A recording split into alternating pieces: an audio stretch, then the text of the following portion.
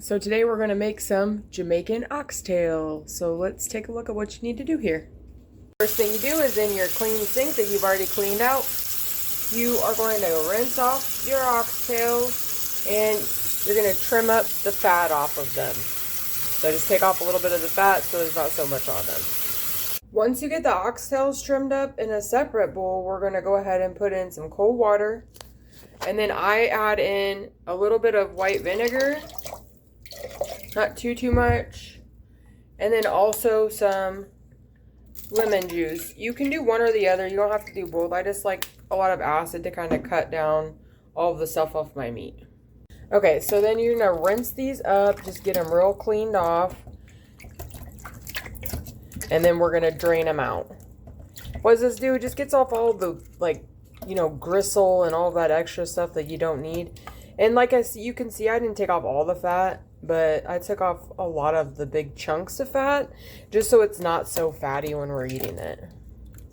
And now we're going to drain it. Now we're going to rinse them off to get some of that vinegar and stuff off of there, so we don't have it so vinegary or lemony, depending on what you're using. Like I said, I use a little bit of both, not a lot, but just get them real clean. And then we're going to pat them dry. Have them pat dry. I'm really big on making sure that we wash our dishes as we're going, just because I don't want to have a lot of dishes at the end. So periodically throughout me cooking, I'm going to just be washing dishes as well. I'm not going to show you that because who the hell wants to see somebody wash dishes? Okay, so over here we have green pepper. One green pepper, one red pepper chopped up, one yellow onion chopped up, scallions, serrano, just one serrano. You should utilize Scotch bonnets, but we don't have them. And habanero is a little just too hot for me, so we don't like it too spicy, so we're using a serrano. And then some fresh thyme. Add all of these vegetables in with your oxtail. Goes the onion, yeah. Scallion, serrano, all that in here. And then I'm also going to add in my thyme, but I'm going to take it off of the leaves here, or the stems, and put it in here. Now we're going to add in some seasonings. So let's see what we got here. We got browning sauce. We got pepper, pink sea salt,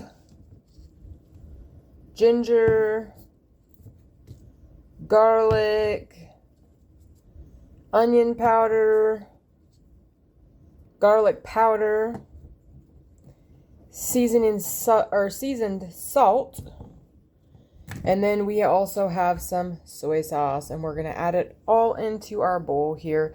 Just a little bit of each, not too much. It's already starting to smell good, but what we're going to do now, we're just going to go in here and we're going to mix it all up. See a better view of it here. Mix it up really good. You want to make sure that all the stuff is coated in here. And when we cook it, honestly, we're going to cook it in our pressure cooker. So when we do that, we will actually take the oxtails back out and cook them first, and then we'll brown them a little bit, and then we'll come back and we'll throw the vegetables back on top and cook it all together with some beans, some butter beans. Okay, so those are going to marinate in the refrigerator. You can do it overnight, or me, I'm just going to do it for a couple hours and let them get the seasoning in there so that I can cook it up. Okay, so now we have this marinated, and we're going to take our pressure cooker and we're going to set it. You can see here you have some different functions, and right now we are going to brown and saute. And we're going to try to do this for about like 5 minutes or so on both sides. So I'm just going to put it down to 5. And then I'm going to start it as soon as I get my meat in here. I have all of my meat in here. Sorry, that's kind of dark. Let's tip it over. You can see it. Alright, so you can see all my meat's in there. I'm also going to add in a little bit of oil. Just not a lot, just a little bit. Make sure you coat the bottom here. Okay, so now we're ready to go. You can see it's going. It's got the 5 on there. I just put brown and saute. And then you just click this start button that will be right there. Then when your time is up, you'll flip them over and then do it all over again. Okay, so you can see here, sorry it's a little bit foggy. We have our oxtails all sauteed. So we're going to take these out and then I'm going to put in the vegetables and I'm going to put in some beef broth so we can deglaze the bottom of the pot. Okay, so now I have in here just my juice from it and I'm going to add in my beef broth.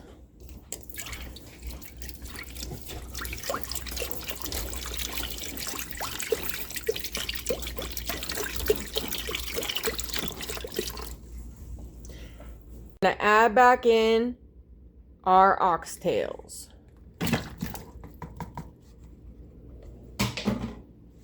Next, we're going to add in our vegetables on top. So we're going to get it really, actually I'm going to get it a little bit better in here. So my meat's more dispersed out on the bottom. So you can see. And then we're going to add in our vegetables here, our sauce and everything. And look at how good that looks already. Yeah. Okay, and next we're going to put back on our lid.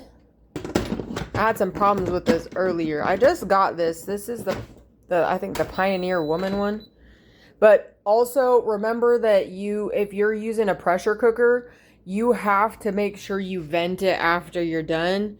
So there's a vent switch up here you can switch it to. If you don't do that, it's not going to let you open up your lid.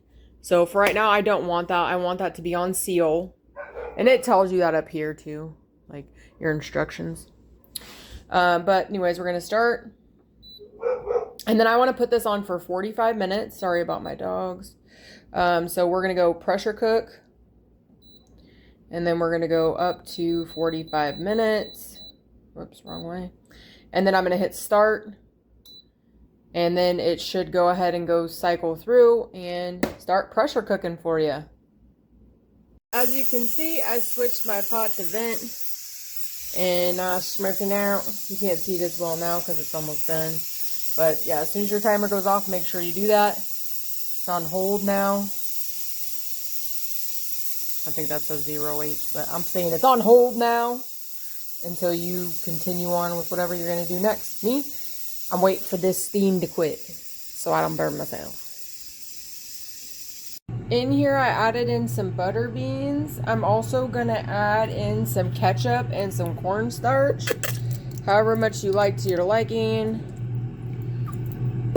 So you put in about a half of a cup just to look at it. I don't actually measure.